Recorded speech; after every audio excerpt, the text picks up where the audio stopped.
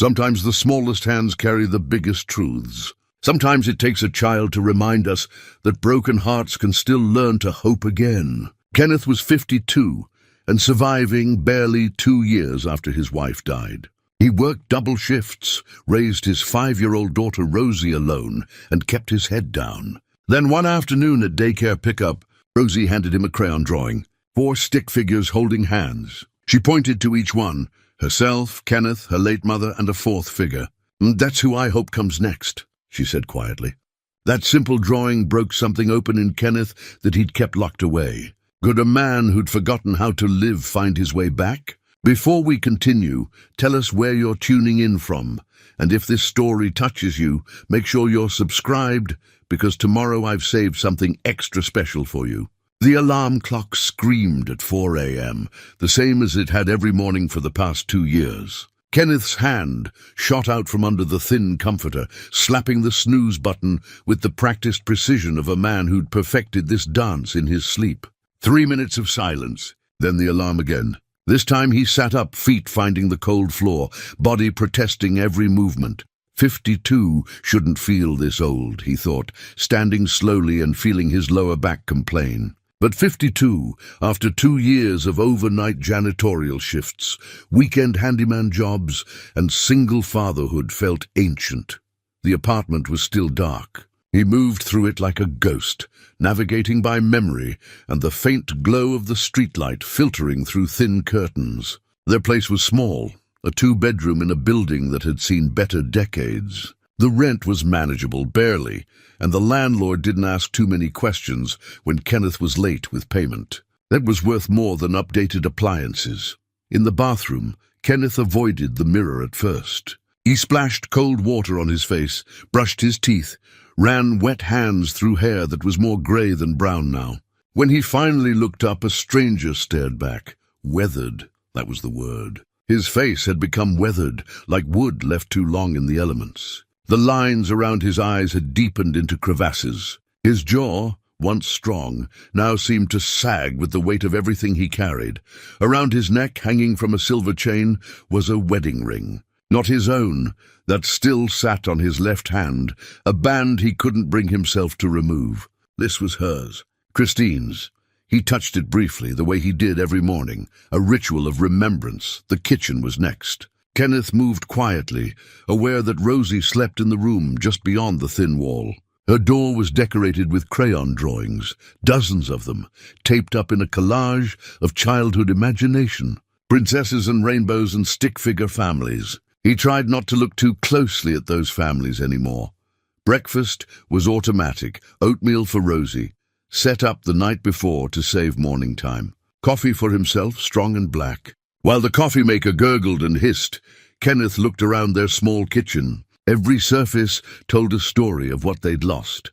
The refrigerator was covered in photos, most of them from before. Before Christine got sick. Before the diagnosis that came too late. Before medical bills swallowed their savings, their retirement, their house. Kenneth at 50, Christine at 48, both of them still young enough to believe they had time. Rosie at 3, innocent and whole, with 2 parents who loved her. That family didn't exist anymore. The photos were frozen moments of a life that felt like someone else's dream. Kenneth, in a button-down shirt and tie, heading to his job as operations manager at a mid-sized logistics company. Christine laughing in their backyard, the one with the garden she'd loved, the house they'd bought when Rosie was born. Normal problems, mortgage payments, saving for college. Planning vacations they'd take someday. Someday never came. Now there was oatmeal and instant coffee and an apartment where the heat didn't quite reach the corners. There were double shifts and the constant mental mathematics of which bills could wait another week. There was a 5-year-old daughter who asked questions Kenneth didn't know how to answer. Where's Mommy? When is Mommy coming home? Does Mommy miss us? The questions had evolved over 2 years. Rosie had been only 3 when Christine died, young enough that her memories were already fading, becoming more photograph than experience. Kenneth didn't know if that was mercy or tragedy. At 5:30, he heard her stirring, the soft pad of small feet, the creak of her bedroom door. Rosie appeared in the kitchen doorway, her dark hair wild from sleep, clutching the stuffed elephant that went everywhere with her. She'd named it Memories, which broke Kenneth's heart every time he heard it. "Morning, Daddy," she said, her voice still thick with sleep. "Morning, sweetheart." Kenneth lifted her onto her chair, placed the bowl of oatmeal in front of her. She ate slowly, methodically, her attention drifting to the window where dawn was just starting to paint the sky purple. "Is today a school day?" she asked. "Daycare day," Kenneth corrected gently. Rosie attended Little Meadows Daycare, a place that charged less than most because it was run out of a church basement. The teachers were kind, the space was safe, and they didn't judge the fact that Kenneth sometimes picked her up late. Still wearing his janitor's uniform, smelling of industrial cleaner, getting Rosie ready was a team effort. She was learning to dress herself, but buttons still defeated her small fingers. Kenneth knelt on the floor of her room, fastening her cardigan while she chatted about yesterday's activities at daycare. "We made drawings," she said. "Miss Beverly said mine was very creative." "That's wonderful, honey. I'm making another one today." "A special one." Kenneth smiled but didn't ask what made it special. Children's art was a constant in their lives. Papers came home daily, most destined for the refrigerator gallery that was already overcrowded. By 7, they were in the car. Kenneth's 15-year-old sedan coughed to life after 2 attempts, the engine rattling in a way that promised expensive repairs he couldn't afford. He turned the radio to the public station, keeping the volume low, and pulled out into morning traffic. The drive to Little Meadows took 20 minutes through parts of the city that were slowly gentrifying. New coffee shops appeared next to check-cashing stores. Renovated lofts overlooked buildings with boarded windows. Kenneth and Rosie existed in the gaps between progress and decay. At the daycare, Miss Beverly greeted them at the door. She was a round woman in her 60s, with kind eyes and infinite patience. "Good morning, Rosie. Ready for another fun day?" Rosie nodded enthusiastically and ran inside without looking back. Kenneth appreciated that she'd grown comfortable here, even if part of him mourned how quickly she adapted to his absences. "She's doing wonderfully," Miss Beverly said to Kenneth. "Such a bright little girl. Thank you for everything you do. It's our pleasure. We'll see you at 5? Kenneth nodded, though he knew he'd be cutting it close. His day stretched ahead like a canyon he had to cross on a tightrope. A painting job in the suburbs, an elderly woman who needed her deck refinished. He'd bid low to get the work, which meant he'd have to work fast and perfect to make it worth the gas money. The job took him to a neighborhood where he used to live, back when he had a career instead of a collection of odd jobs. Mrs. Delaney answered the door with a warm smile and offered him lemonade, which he accepted gratefully. She was in her 70s, living alone since her husband passed, and Kenneth recognized something in her eyes: the loneliness. The way loss settles into a person and becomes part of their foundation. He worked steadily through the morning and into the afternoon, sanding and staining the deckboards, while Mrs. Delaney brought him lunch and made gentle conversation. She talked about her children, grown and scattered across the country, and her grandchildren who visited too rarely. Kenneth talked about Rosie, carefully avoiding any mention of Christine unless directly asked. "You're doing it alone?" Mrs. Delaney asked at one point, her voice soft with understanding. "My wife passed 2 years ago," Kenneth said, the words still difficult after hundreds of repetitions. "It's just me and Rosie now," Mrs. Delaney nodded. "It's the hardest thing, isn't it? Moving forward when part of you wants to stay right where they left you." Kenneth's hands stilled on the brush. "Yes, exactly that. But you keep going. For the little ones. That's what we do." By 3 o'clock, the deck was finished. Mrs. Delaney paid him in cash, adding an extra 20 that Kenneth tried to refuse until he saw the determination in her eyes. "For the little one," she said firmly. "Buy her something special." The drive to pick up Rosie took him back across the city, through rush-hour traffic that tested his patience and his car's temperament. Kenneth's mind wandered, as it always did during these drives, to bills that needed paying, repairs the car needed, Rosie's winter coat that was already getting tight, the constant low-level anxiety of financial precariousness. He used to be the kind of man who planned. who had a retirement account and life insurance and equity in a home. Now he was the kind of man who counted change to make sure he could afford gas to get to the job that would pay for next week's groceries. When he pulled into the Little Meadows parking lot at 4:55, he felt the familiar exhaustion settling into his bones. One more night shift ahead. Mrs. Joe from upstairs would come at 10:30 to watch Rosie sleep while Kenneth cleaned office buildings until dawn. Sleep would come in scattered chunks between responsibilities. This was life now, a series of obligations held together by willpower and necessity. Inside the daycare, most of the children had already been collected. Rosie sat at a small table with Miss Beverly, working intently on something with crayons. She looked up when Kenneth entered, and her face transformed with joy that made everything worthwhile. "Daddy!" She scrambled down from her chair, but instead of running to him, she carefully picked up a piece of paper, holding it with both hands like something precious. "Can you look at my drawing?" she asked, walking toward him slowly, her expression suddenly shy. Kenneth knelt down automatically, bringing himself to her level.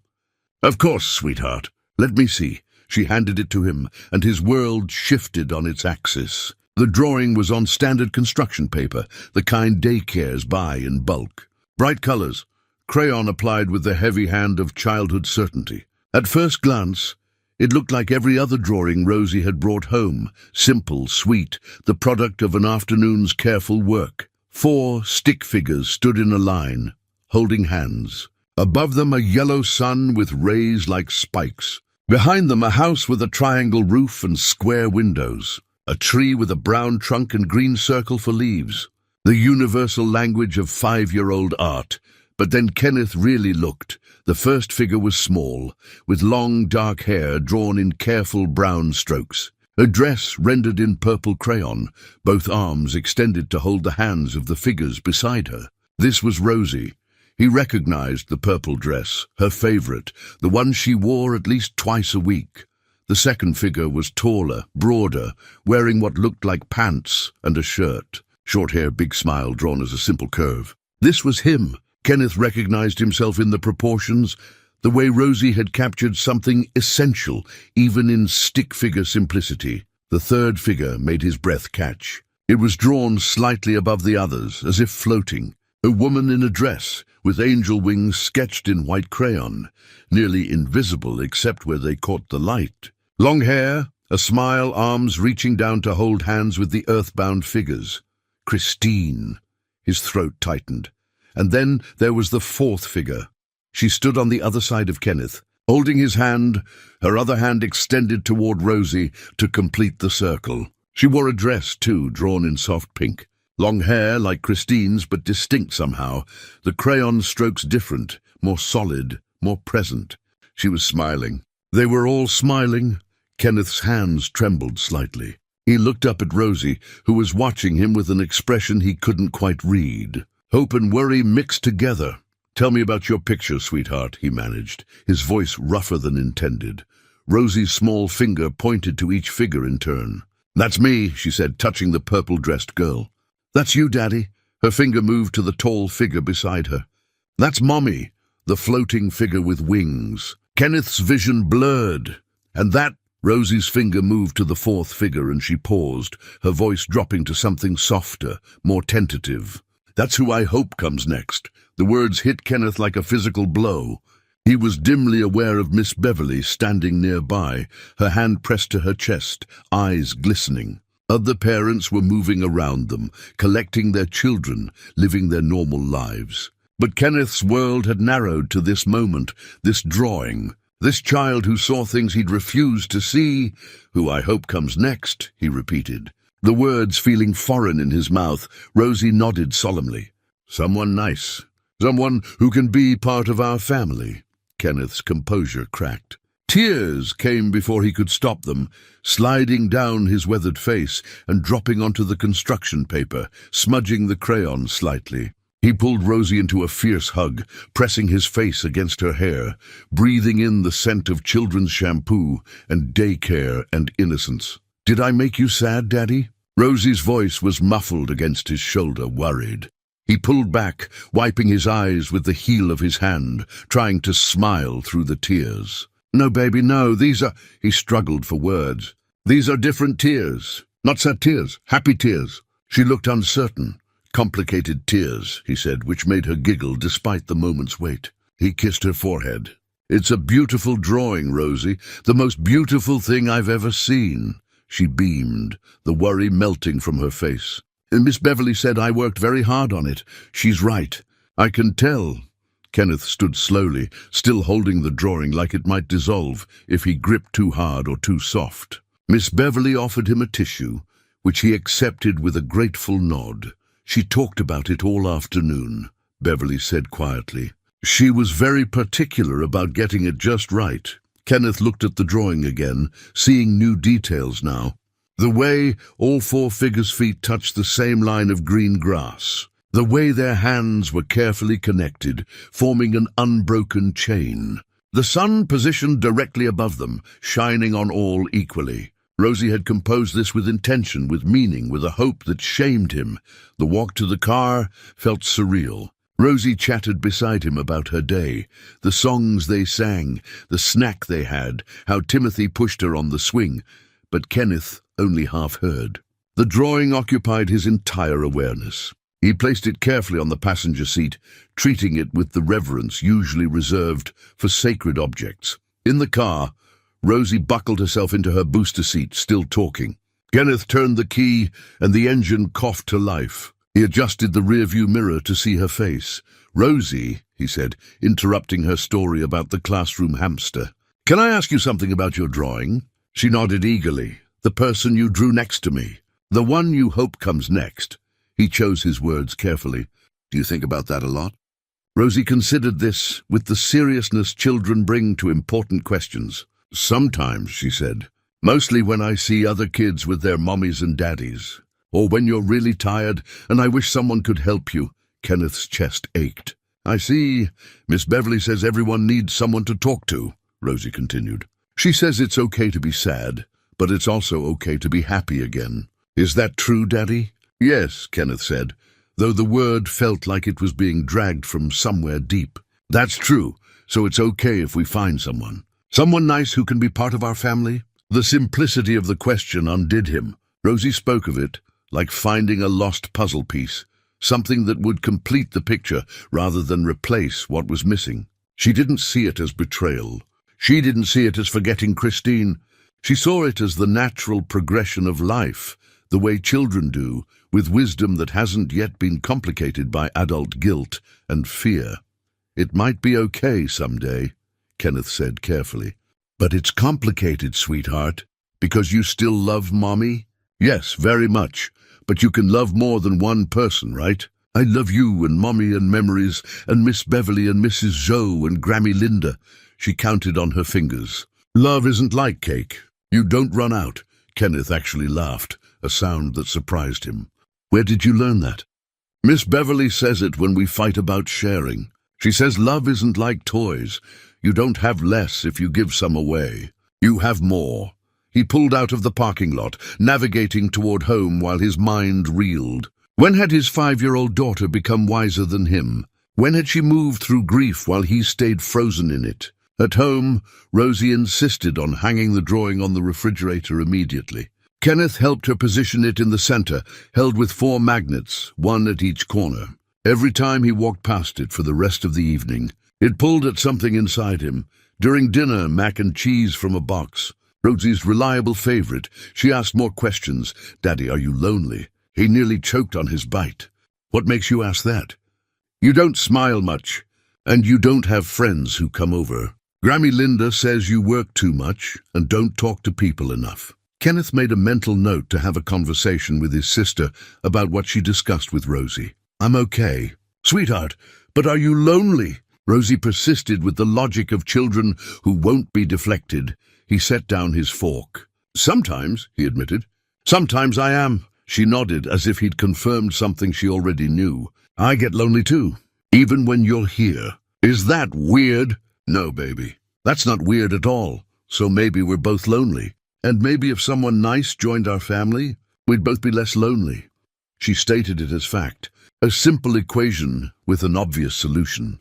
Kenneth couldn't argue with her logic, even as his heart resisted the implication. After dinner, during Rosie's bath, he found himself studying the drawing again. The fourth figure. She was faceless, just a smile and hair and a dress. A placeholder for someone who didn't exist yet.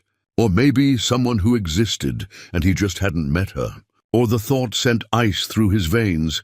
Maybe someone he'd already dismissed because he wasn't looking, wasn't open, wasn't ready. Bedtime came with stories and cuddles and the usual routine. Rosie fell asleep clutching Memory's the elephant, her face peaceful in the soft glow of her nightlight. Kenneth stood in her doorway longer than usual, watching her breathe, marveling at her resilience. She'd lost her mother at 3 and somehow learned not just to survive, but to hope. To imagine a future that included new love without erasing old love. He was 52 years old, and his 5-year-old daughter was teaching him how to live. Mrs. Zhou arrived at 10:30, knitting in hand, ready for her night of watching over sleeping Rosie while Kenneth worked. He thanked her, grabbed his thermos of coffee, and headed out into the night. The office building was familiar. He'd been cleaning it 3 nights a week for 18 months. Fluorescent lights, empty cubicles, the echo of his footsteps on polished floors. He pushed his cart from office to office, emptying trash, wiping surfaces, vacuuming carpets. Mindless work that usually brought a kind of peace, but tonight his mind wouldn't quiet. The drawing haunted him. Rosie's questions circled endlessly. Are you lonely? Yeah. Can you love more than one person? Yes. So maybe if someone nice joined our family, could he? Was it possible? And more frightening, did part of him want it? That evening, after Rosie fell asleep and before Mrs. Zhou arrived, Kenneth found himself standing in front of the refrigerator, staring at the drawing. The kitchen was quiet, except for the hum of the old appliance and the occasional car passing on the street below. Every glance at those 4 stick figures sent waves through him, guilt, hope, fear, longing.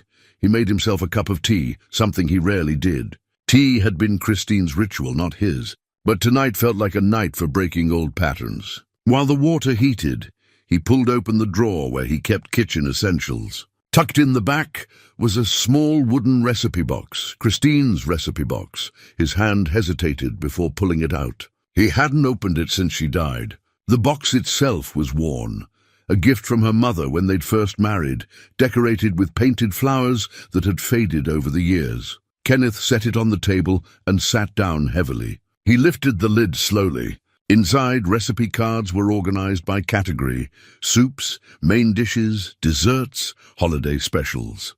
Christine's system. He pulled out the first card. Chicken noodle soup, written in her round handwriting.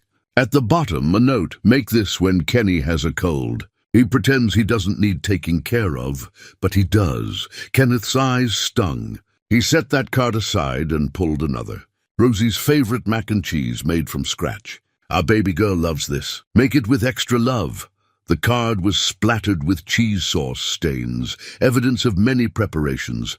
One by one, he went through them. Each card was a memory captured in flour and sugar measurements. Then a card fell from between 2 others. It wasn't a recipe. It was a note written on the back of a blank card, dated 3 months before she died. For our 20th anniversary dinner, coq au vin. The fancy French one I've always wanted to try. Love you forever, my darling. See, they'd been married 15 years when she died. They never made it to 20. Kenneth pressed the card to his chest and let himself weep quietly, not wanting to wake Rosie. This was grief, fresh as the day she'd left, but walls couldn't hold forever. Rosie's drawing had cracked something open, and now everything was flooding through. When the tears subsided, Kenneth made his tea and sat with the cards spread before him. He thought about what Rosie had said at dinner. Are you lonely?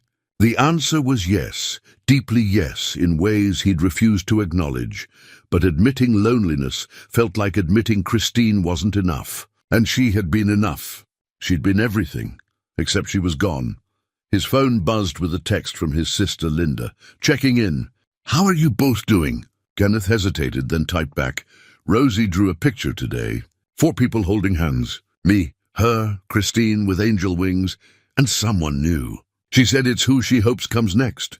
The phone rang immediately. She drew what? Linda's voice was gentle but urgent. A new family. With someone I haven't met yet. Linda was quiet for a moment. Kenny, do you know what this means? She's ready. She's giving you permission. But is it okay? It's only been 2 years. It's been 2 years, Linda repeated, emphasizing the time.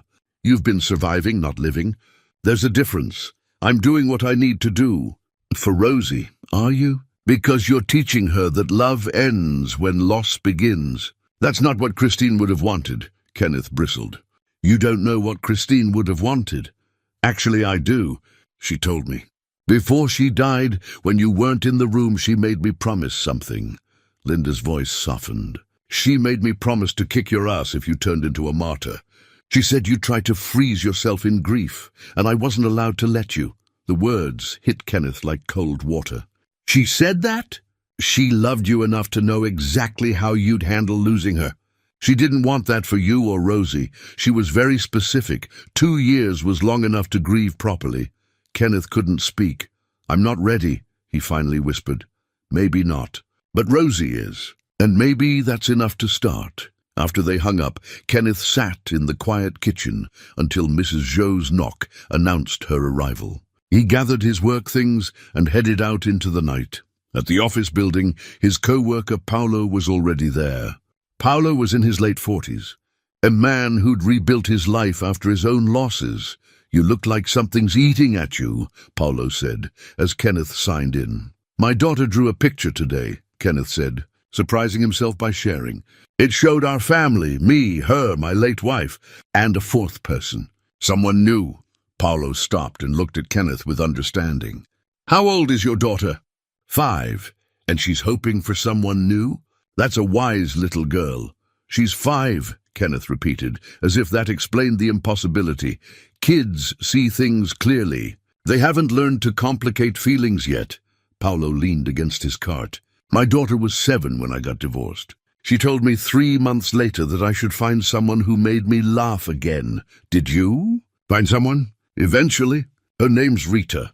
We've been married 6 years now. Best decision I ever made. Listening to my daughter's wisdom, Kenneth started pushing his cart toward the elevators. I don't even know how to meet people anymore. That's the trap. You're so busy surviving, you forget to live. Paulo hit the elevator button. You know what changed for me? I took a day job. Worse pay, but better hours. Gave me a life back. I can't afford worse pay.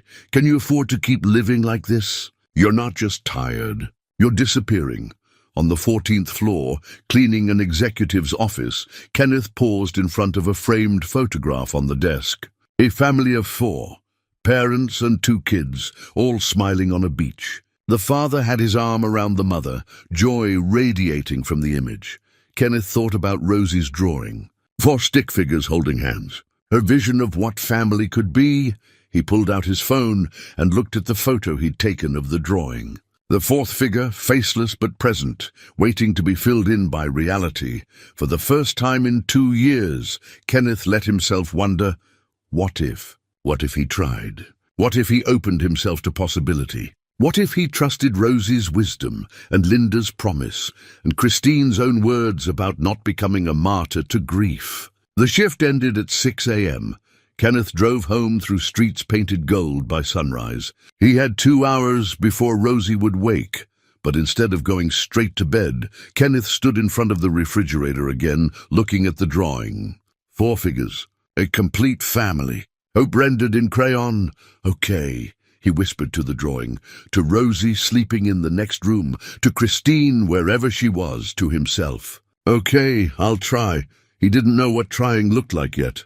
But the wall around his heart had cracked, and light was getting through, and maybe that was enough for now. The next morning arrived too soon. Kenneth woke to Rosie's hand on his shoulder, her face inches from his. Daddy, you forgot to tuck me in again, she said softly. Guilt stabbed through him. I'm sorry, sweetheart. It's okay. Mrs. Zhou read me 2 stories. Rosie climbed onto the bed beside him. She said you were very tired. Kenneth pulled her close, kissing the top of her head. I'm tired. But that's not an excuse. Mrs. Zhou said you work too hard. Maybe everyone's right. Maybe they are. Kenneth looked at her hopeful face. What would you like to do today? Together? It was Saturday. He'd planned to catch up on sleep, maybe take a handyman job. But looking at Rosie, he felt something shift. Rosie's face lit up. Can we visit Mommy? I want to tell her about my drawing. Kenneth's breath caught. They hadn't been to the cemetery in months. Going there made Christine's absence too real. But Rosie was looking at him with such hope. Yes, we can do that. The morning passed in preparation. Kenneth showered, dressed in clean clothes. Rosie picked out her best dress, the purple one from the drawing, and insisted on picking flowers from the small pots on their balcony. The drive to Oakwood Cemetery took 30 minutes through parts of the city Kenneth usually avoided. Past the old neighborhood, past the hospital, past all the landmarks of their old life. Rosie was quiet in the back seat. Kenneth glanced at her in the rearview mirror. You okay back there? I'm thinking about what to tell Mommy. You can tell her anything you want. The cemetery was peaceful in the late morning light. They walked hand in hand toward Christine's grave. Kenneth had chosen a simple headstone, her name, dates, and the words, beloved wife and mother. Rosie knelt in the grass and carefully arranged her flowers against the stone. Kenneth stood behind her, hands in his pockets. Hi, Mommy, Rosie said clearly. I brought Daddy to visit. He's been very busy, but he misses you. She patted the grass. I made a drawing at school. It's of our family, me and Daddy and you with your angel wings. And I drew someone else too. Someone new who could help take care of us. Kenneth's chest constricted. He wanted to interrupt, to explain, but Rosie continued. Miss Beverly says it's okay to love lots of people. She says love grows when you share it. I think that's true. She counted on her fingers. So I think Daddy can love someone new and still love you. Right, Mommy? The question hung in the air. Kenneth found his voice. Right, baby, Rosie nodded, satisfied. I think you'd like her, whoever she is. I think she'll be kind like you were. And I think she'll make Daddy smile again. She stood up. Is it okay if Daddy finds someone? Can you tell him it's okay? Kenneth finally knelt beside Rosie, placing his hand on the sun-warmed stone. Christine, he said the first time he'd spoken to her here in over a year, I don't know what I'm doing. I'm scared of forgetting you, scared of moving on, scared of everything. Rosie took his other hand, squeezing tight. But Rosie needs more than I can give alone. And maybe I need more too. I'm not replacing you. I could never replace you. But I think you'd be frustrated with me for staying frozen like this. She would, Rosie said with certainty. Mommy never liked when people were sad for too long. Kenneth laughed, despite his tears. No, she didn't. She always said life was too short to waste on misery. See? Mommy says it's okay. They sat there for a while in the dappled sunlight. Kenneth talked to Christine about Rosie's progress, about the jobs he'd been working, about how much he missed her. Rosie added her own commentary, filling in details. When they finally left, Kenneth felt lighter somehow. Not unburdened, but less weighed down. The visit hadn't been an ending. It had been permission. Can we get ice cream? Rosie asked as they walked back to the car. We absolutely can. At the ice cream shop, Kenneth let Rosie order whatever she wanted. She chose a sundae with 3 flavors and extra sprinkles. Watching her attack the sundae with focused determination, Kenneth felt a stirring of something he'd thought lost. Joy. Simple, uncomplicated joy. A woman came in with her elderly father, helping him navigate to a table. She was patient as he moved slowly, her hand gentle on his arm. Kenneth found himself watching them, seeing the tenderness between them. She seems nice, Rosie said, following his gaze. Kenneth startled. What? That lady. She's nice to her daddy. Rosie licked her spoon thoughtfully. You were looking at her.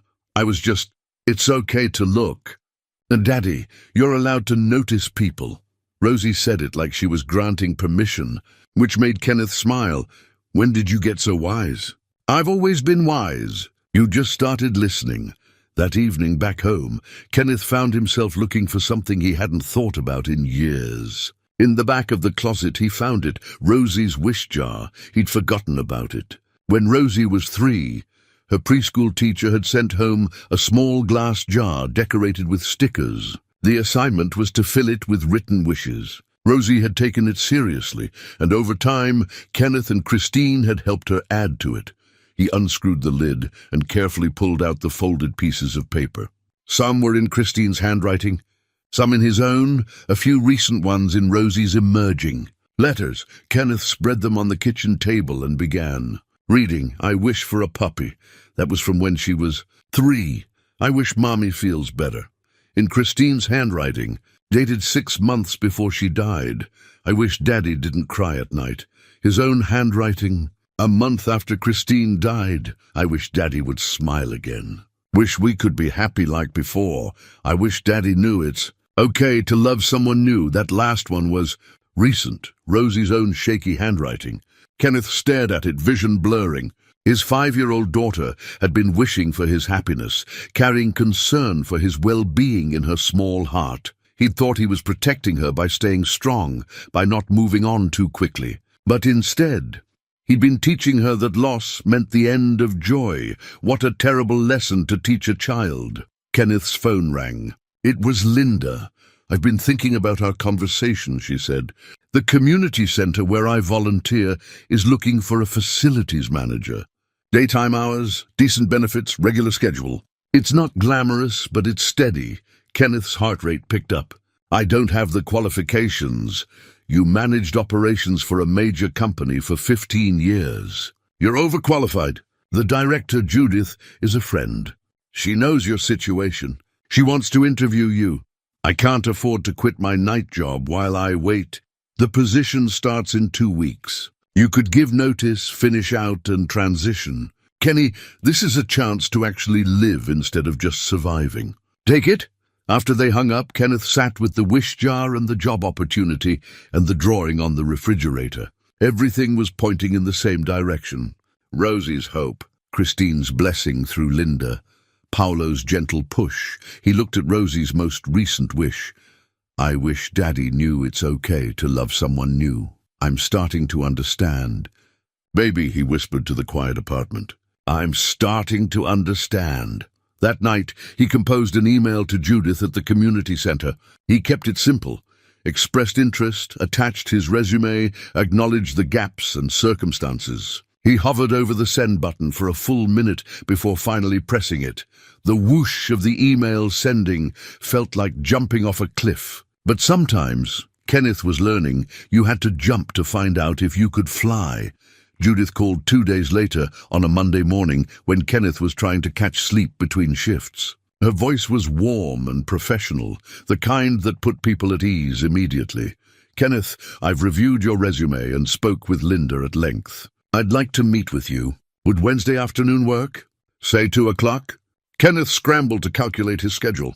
He had a painting job that morning, but could finish by 1 if he started early. "Yes, 2 o'clock works? Wonderful. I look forward to meeting you." Wednesday arrived with the weight of possibility. Kenneth dropped Rosie at Little Meadows, finished the painting job in record time, and drove to the Riverside Community Center, still smelling faintly of primer.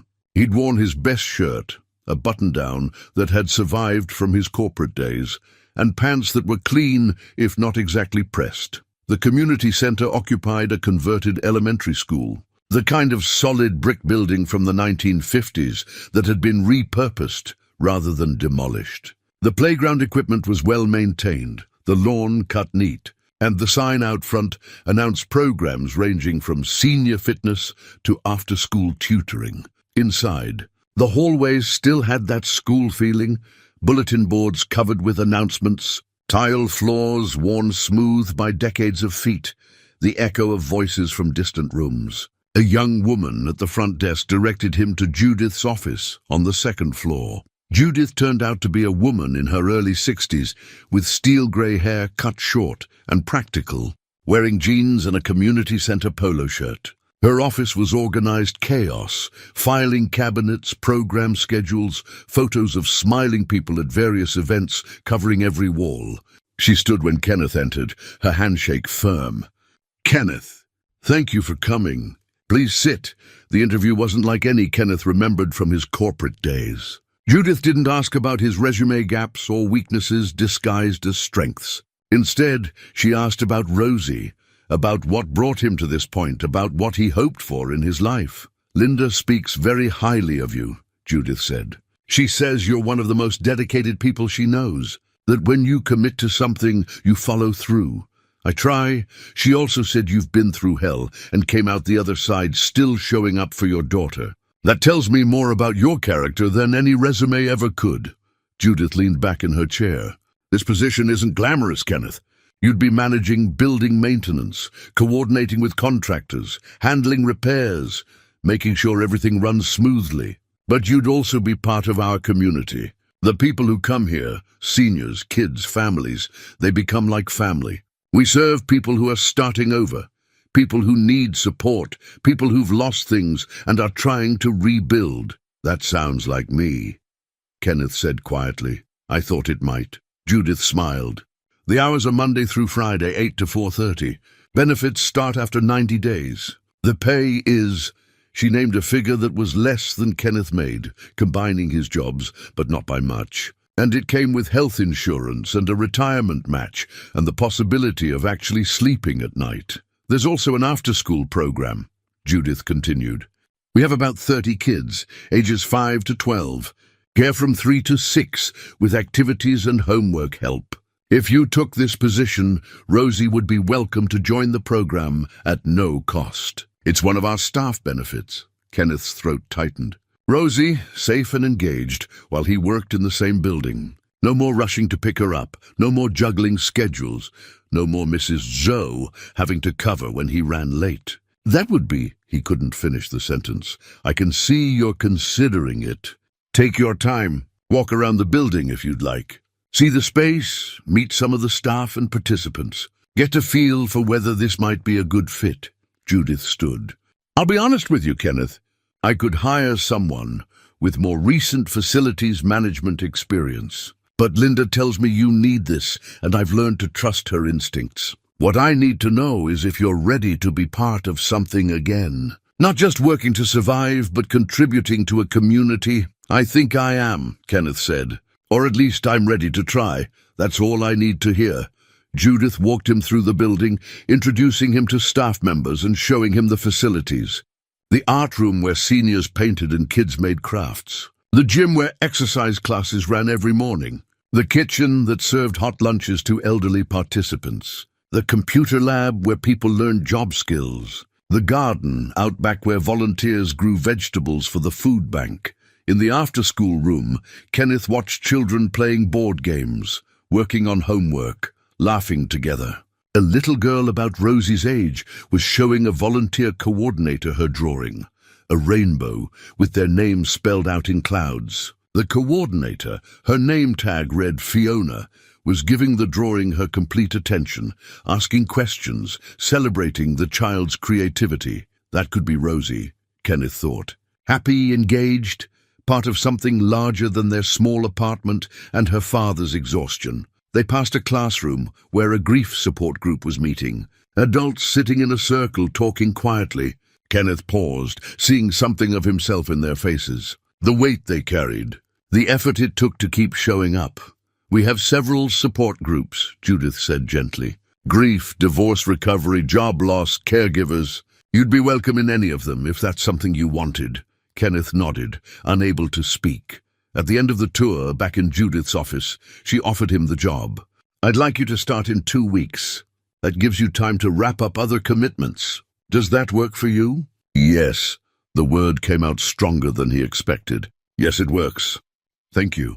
Thank you, Kenneth. I think you're going to be a wonderful addition to our community. Driving to pick up Rosie, Kenneth felt something unfamiliar. Anticipation. Not dread of the next shift, not anxiety about making ends meet, but actual excitement about what came next. A regular schedule, benefits, Rosie in a safe program where she could thrive. The chance to be part of something meaningful. When he picked up Rosie, he was smiling. Really smiling. She noticed immediately. Why do you look happy, Daddy?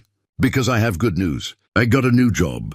Better hours, which means more time with you. And they have an after-school program where you can go every day with other kids and fun activities. Rosie's eyes went wide. Really? Every day? Every day that I work. You'd be right there in the same building as me.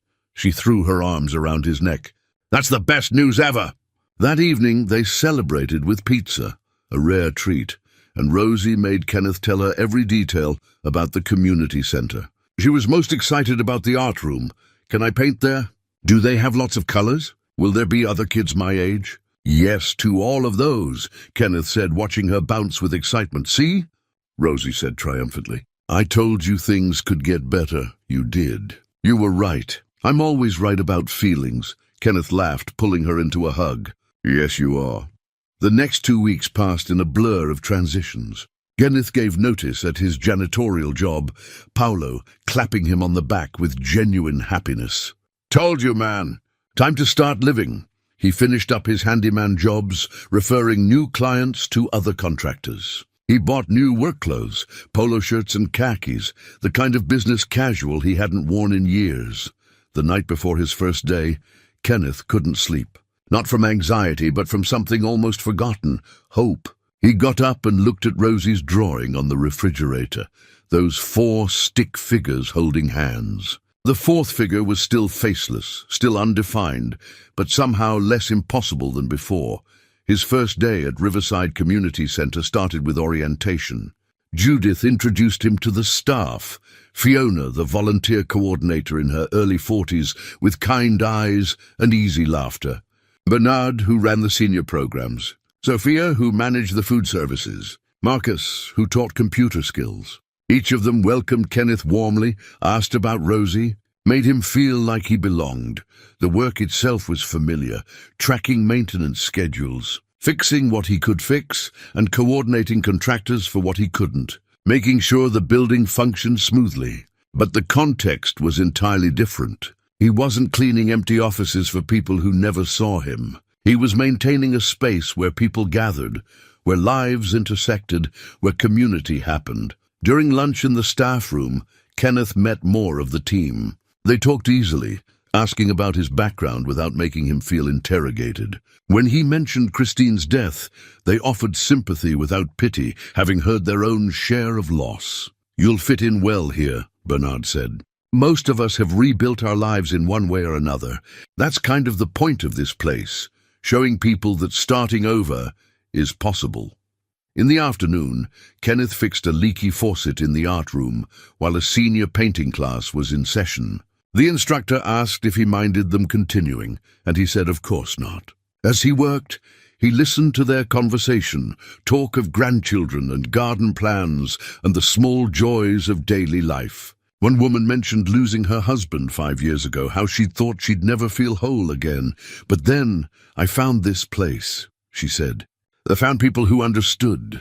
Started painting again. Turns out you can build a life after loss. It's different, but it's still good. Kenneth tightened the faucet fitting, her words settling into him. At 3 o'clock, children began arriving for the after-school program. Kenneth heard the sound of young voices filling the hallway, and then Rosie appeared in the doorway of the maintenance office, Fiona beside her. There's your dad, Fiona said warmly. Rosie, you're welcome to hang out here for a few minutes while your dad finishes up, or you can come with me to the activity room. Can I see where Daddy works first? Rosie asked. Of course. Rosie explored Kenneth's small office with great interest, touching tools carefully, looking at the work orders on his desk. You have your own space, she said approvingly. That's important for productivity. Kenneth and Fiona both laughed. Where did you learn that? Kenneth asked. Miss Beverly says it all the time. Well, Miss Beverly is right, Fiona said. Come on, Rosie. Let me show you the activity room. We're doing a project with clay today. As they left, Fiona glanced back at Kenneth with a smile. She's delightful. Thank you. She's the best thing in my life. His first week passed in a rhythm that felt almost normal. Morning drop-off, a full day of meaningful work, picking up Rosie from the activity room where she was thriving. She came home each day full of stories about new friends, art projects, games they played. Kenneth watched her blossom, her confidence growing daily, and he noticed Fiona. How could he not? She was everywhere in the building, organizing volunteers, managing programs, solving problems with calm efficiency.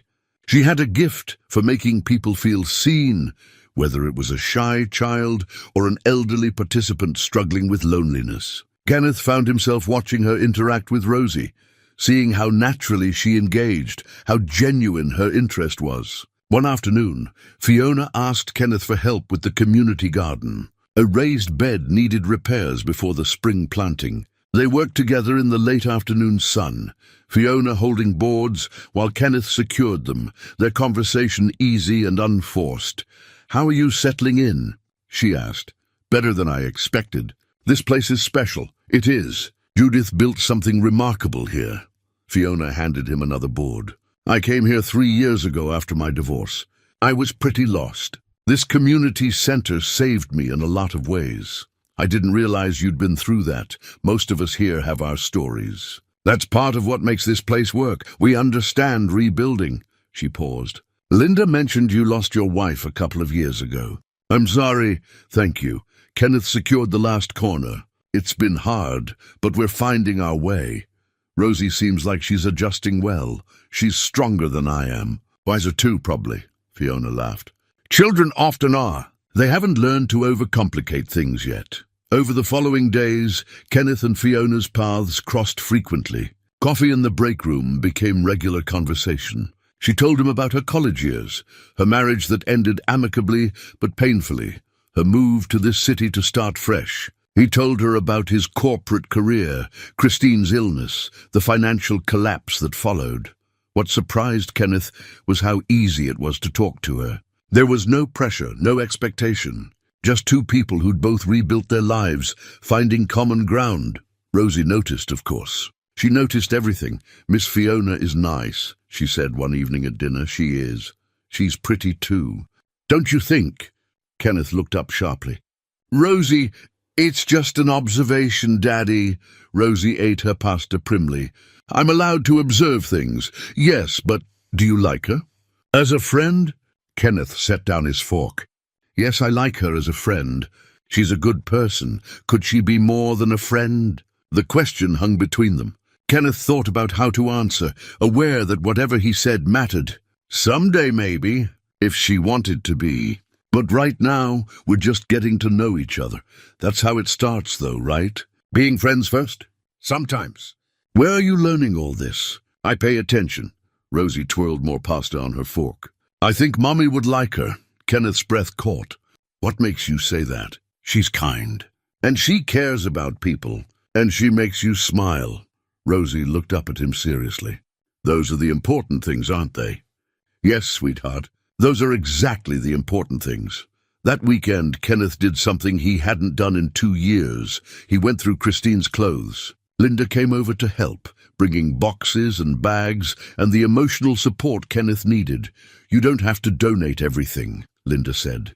"Keep what you want to keep." "I know. But it's time." Kenneth pulled Christine's favorite sweater from the closet, pressed it to his face one last time, then folded it carefully into a donation box. Each item was a small goodbye, a loosening of the physical attachments that kept him tethered to the past. At the bottom of Christine's dresser, wrapped in tissue paper, Kenneth found something he'd forgotten. A journal. Leather-bound, worn at the edges, filled with Christine's handwriting. "I didn't know she kept a journal," he said, holding it carefully. "She started during treatment," Linda said quietly. "She told me about it. Said she wanted to leave pieces of herself behind, thoughts for you and Rosie when you needed them." Kenneth sat on the bed, opening the journal with trembling hands. The first entries were from early in her diagnosis, fear and anger and bargaining with God. Then came acceptance. Then came love letters to him and Rosie, memories she wanted preserved, wisdom she wanted to pass on. He flipped toward the end, knowing he'd need to read it all eventually, but drawn to her final words. The last several pages were dated from her final weeks. Her handwriting had become shaky, words sometimes trailing off, but her meaning was clear. One passage made him stop breathing. "My dearest Kenneth, I need you to promise me something. Actually, I'm not asking, I'm telling you. You must promise to find happiness again. I know you, my love. I know you'll try to freeze yourself in grief, thinking that's how you honor me. But that's not what I want. I want you to live, laugh, love someone new. Make new memories. Give Rosie a complete family again, even if it's different from what we had." Kenneth's vision blurred, but he kept reading.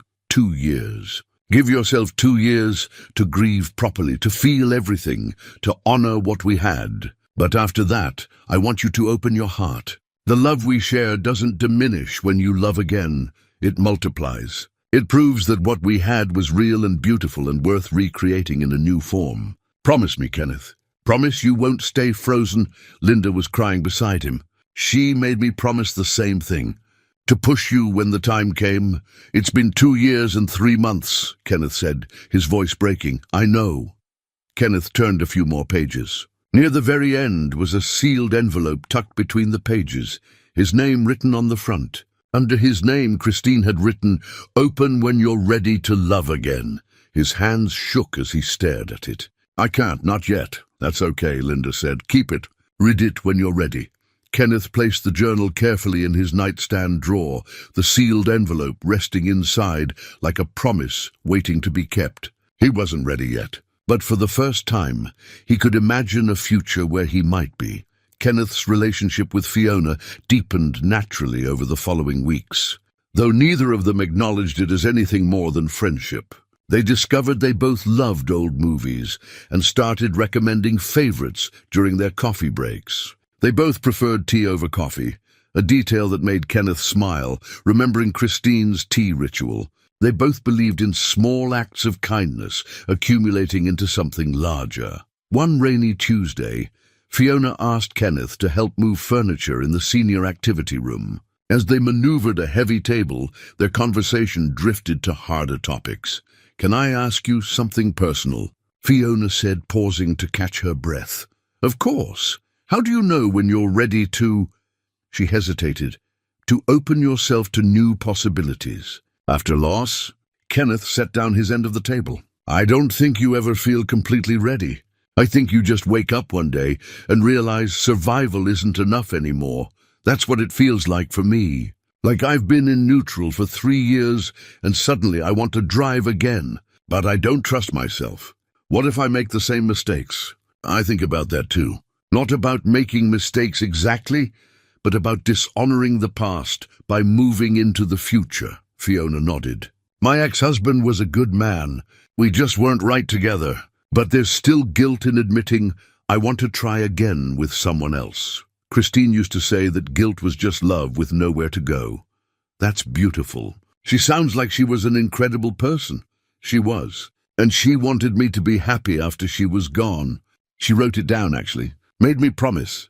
Kenneth surprised himself by sharing this. But knowing someone wants you to be happy and actually allowing yourself to be happy are different things. They really are. Their eyes met, and something unspoken passed between them. Understanding, recognition, the beginning of possibility. That evening, Rosie was unusually quiet during dinner. Kenneth noticed her pushing food around her plate, something on her mind. "What's going on in that head of yours?" he asked. "Daddy, do you think about Mommy every day?" The question caught him off guard. "Yes, every day, me too. But sometimes I forget what she looked like. I have to look at pictures to remember." Rosie's voice wavered. "Does that mean I'm forgetting her?" Kenneth moved to sit beside her, pulling her close. "No, sweetheart. That's just how memory works. Your mommy died when you were very little. It's natural that the pictures become clearer than the memories. But I don't want to forget her. You won't, not really. She's part of you, in your kindness, in your creativity, in the way you see the world. Those things don't go away just because you can't remember every detail." Rosie leaned against him. "Miss Fiona reminds me of Mommy sometimes. Not how she looks, but how she feels." "Does that make sense?" Kenneth's heart squeezed. "Yes, baby, that makes perfect sense. Is it okay if I like Miss Fiona, even though I miss Mommy?" "It's absolutely okay. Loving new people doesn't mean you love Mommy less. Love isn't like cake," Rosie finished. "You don't run out, I know. Miss Beverly taught me that. Smart woman, Miss Beverly." The community center's fall festival approached, a major event that required all hands on deck. Kenneth volunteered to help set up, which meant extra hours but also extra time around Fiona, who was coordinating the entire event. They worked side by side, hanging decorations, setting up activity booths, arranging tables. Rosie insisted on helping too. She wanted to run a craft booth where kids could make autumn leaf collages. Kenneth and Fiona helped her plan it, watching her excitement grow as the festival drew closer. "She's going to do great," Fiona said, watching Rosie arrange sample leaves with intense concentration. "She's braver than I am," Kenneth replied. "I don't know about that. You've been pretty brave lately." He looked at her questioningly. "Starting over, opening yourself to new things, letting people in." Fiona's voice was soft. "That takes courage. I didn't feel like I had a choice. My daughter drew me a map, the famous drawing. Rosie mentioned it. 4 people holding hands. Her vision of what family could be." Kenneth paused. "The 4th person in her drawing was faceless, just someone she hoped would come along. And do you hope someone will come along?" The question hung between them, weighted with meaning. Kenneth met her eyes. "I'm starting to." The festival arrived on a perfect October Saturday. Crisp air, brilliant sunshine, leaves turning golden red. Hundreds of people came. Families, seniors, teenagers, the whole diverse community that Riverside served. There were game booths and food vendors, a petting zoo and face painting, music and laughter filling the autumn air. Kenneth worked alongside the maintenance team, solving small crises and keeping everything running smoothly. But he kept finding his way back to where Rosie and Fiona were managing the craft booth. Watching them work together, Fiona helping kids, while Rosie explained her vision with 5-year-old authority, filled Kenneth with a feeling he couldn't quite name. Rightness maybe, completeness. At one point, Miss Beverly from Little Meadows stopped by with several of Rosie's classmates. She greeted Kenneth warmly and complimented the festival. "Rosie seems very happy here," Beverly observed. "She talks about Miss Fiona quite a bit." "They've become close," Kenneth said, watching Fiona laugh at something Rosie said. "And you? Are you happy here?" Kenneth considered the question seriously. "I'm happier than I've been in a long time." "Good, you deserve that." "So does Rosie." Beverly touched his arm gently. "You've been through something terrible, but you're not letting it define you. That takes strength." As the festival wound down and families drifted home, Kenneth helped with cleanup, while Rosie supervised with the authority of someone who'd been integral to the planning. Fiona worked beside them, and at some point it started to feel less like 3 separate people and more like a unit. "I'm exhausted," Fiona said, flopping into a chair once the last table was cleared. "But that was wonderful. Can Miss Fiona come home with us?" Rosie asked suddenly. "We're going to have pizza to celebrate." "She should celebrate too." Kenneth and Fiona exchanged glances. This was different from working together. This was Rosie explicitly pulling them into family space. "I don't want to intrude," Fiona said carefully. "You wouldn't be intruding," Kenneth heard himself say. "We'd enjoy the company." "If you're not too tired." "I'm never too tired for pizza."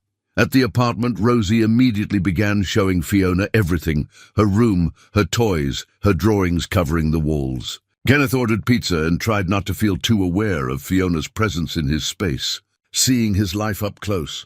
While they waited for delivery, Rosie pulled out her collection of drawings to show Fiona.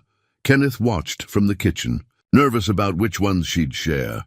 "This is my family," Rosie said, holding up the famous drawing. "That's me and Daddy and Mommy with her angel wings. And that's," she paused, looking at Fiona thoughtfully, "that's the person I hoped would come." Fiona studied the drawing carefully. "This is beautiful, Rosie. You must miss your Mommy very much." "I do. But Daddy says she's still with us, just different. And he says it's okay to have new people in our family too." "Your Daddy's right about that." After pizza, while Rosie played in her room, Kenneth and Fiona sat in the small living room. The apartment felt different with her in it, warmer somehow, less like a space he was just occupying and more like a home. "Thank you for having me," Fiona said. "This means a lot. Thank you for coming. Rosie really wanted you here. Just Rosie?" Kenneth met her eyes. "No, not just Rosie." They talked for hours, the conversation flowing easily from light topics to deeper ones. Fiona told him about her marriage, how they'd been friends who thought they could become more, but partnership and passion were different things. How the divorce was mutual and sad but not angry. How she'd moved here to escape the memories and find herself again. Kenneth told her about Christine. The real Christine, not just the saint grief had made her. How they'd fought about money and parenting styles, and whose turn it was to do dishes. How they'd loved fiercely but imperfectly. How her death had shattered him, but also, in strange ways, simplified things, because there was nothing left to fight about, only things to remember. "I'm not looking to replace her," Kenneth said. "I don't think that's possible. But I'm learning that moving forward doesn't mean leaving her behind." "No, it doesn't." Fiona's voice was gentle. "It means carrying her with you while making room for new experiences." When Fiona finally left, near 10 o'clock, there was a moment at the door where neither of them moved. The air felt charged with potential, with questions neither was quite ready to ask. "We should do this again," Fiona said. "We should. Rosie's wonderful, by the way. You're doing an amazing job with her. Thank you. That means more than you know." After she left, Kenneth found Rosie standing in the hallway, already in her pajamas, watching him with knowing eyes. "You like her," Rosie said. "Not a question, a statement. I do. She likes you too. I can tell." "Oh, really? And how can you tell?" "The way she looks at you. Like you're interesting. Like she wants to know more." Rosie walked over and hugged him. "I think she might be the one from my drawing, Daddy." Kenneth's throat tightened. "Maybe, but let's not rush, okay? These things take time, I know. But it's nice to hope, isn't it?" "Yes, sweetheart. It's very nice to hope." That night, after Rosie was asleep, Kenneth sat in the quiet living room thinking about the evening, about how natural it had felt having Fiona there, about Rosie's drawing and the fourth figure that was starting to take shape, to become real rather than imagined. He thought about Christine's journal in his nightstand, the sealed letter waiting for the moment he was ready. He pulled it out, held it in his hands, but didn't open it. Not yet, but soon. He could feel himself approaching readiness, circling closer to that moment of release, a new beginning. For now, it was enough to acknowledge that his heart, frozen for so long, was beginning to thaw. That the possibility of love, new love, different love, no longer felt like betrayal, but like honoring the capacity for love Christine had helped him develop. The following week brought an unexpected rhythm to Kenneth's life. He and Fiona began having lunch together regularly, meeting in the community center's small courtyard when the weather allowed. They talked about everything: books, music, childhood memories, hopes for the future. Kenneth found himself sharing things he hadn't told anyone, thoughts and fears he'd kept locked away.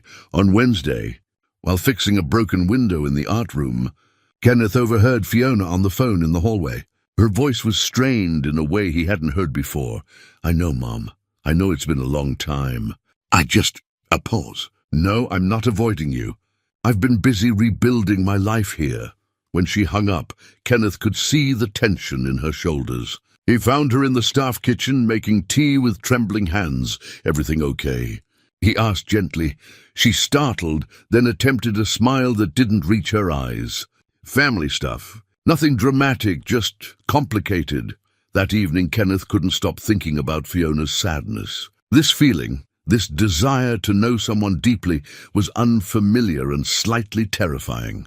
On Friday, Judith asked Kenneth to help go through old storage boxes in the basement. The community center had been accumulating materials for decades, and she wanted to sort what could be donated before winter.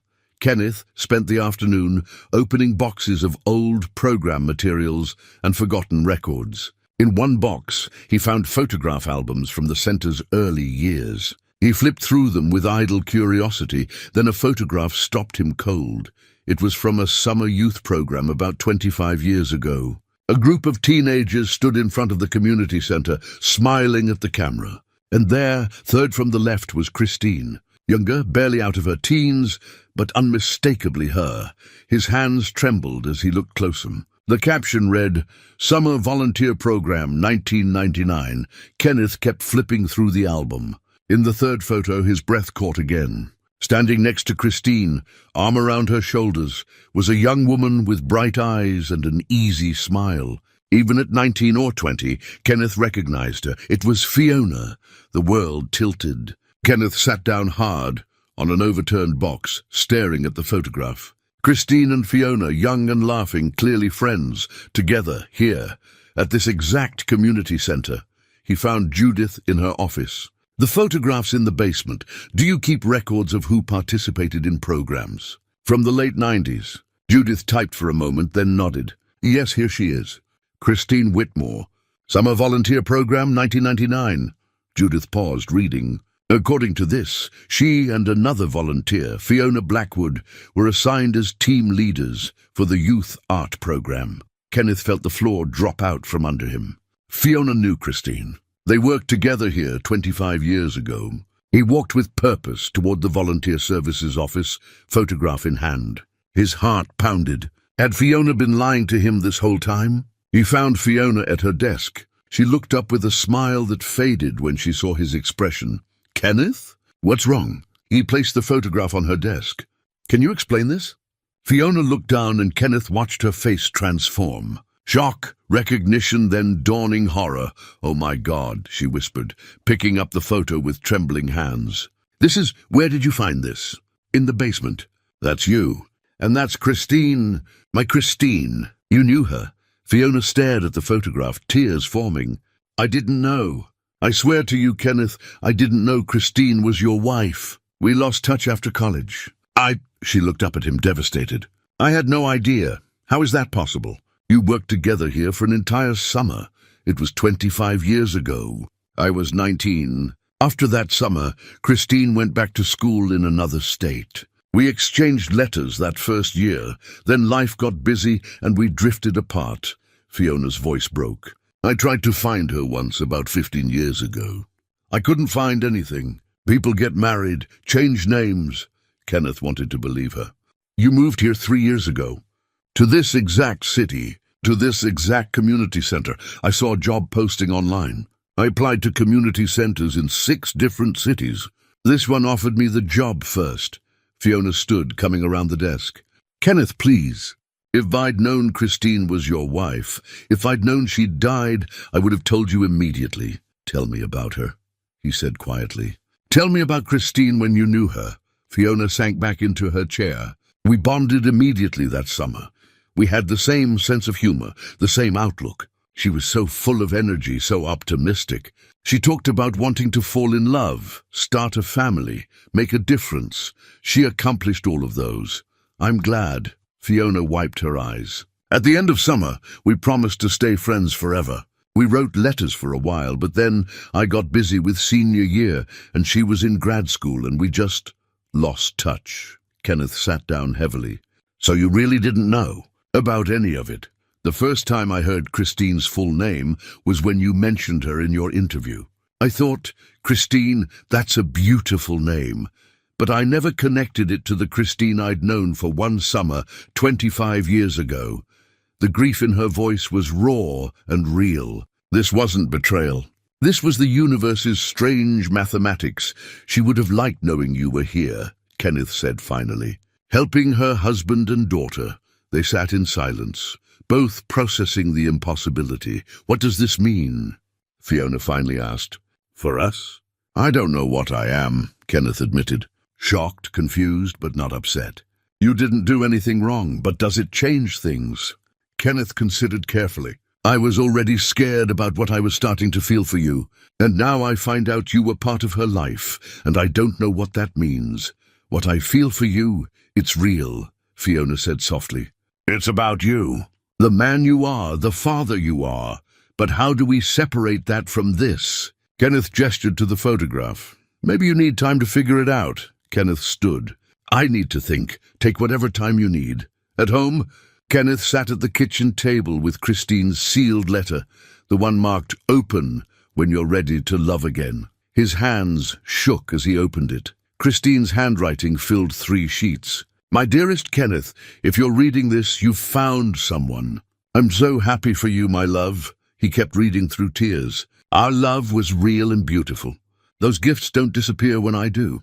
The love we shared multiplies. Every person you love makes you more capable of love than the passage that stopped his heart. And Kenneth, my darling, if the woman you've found knew me, if there's some impossible connection that makes you question everything, don't see it as a sign to run away.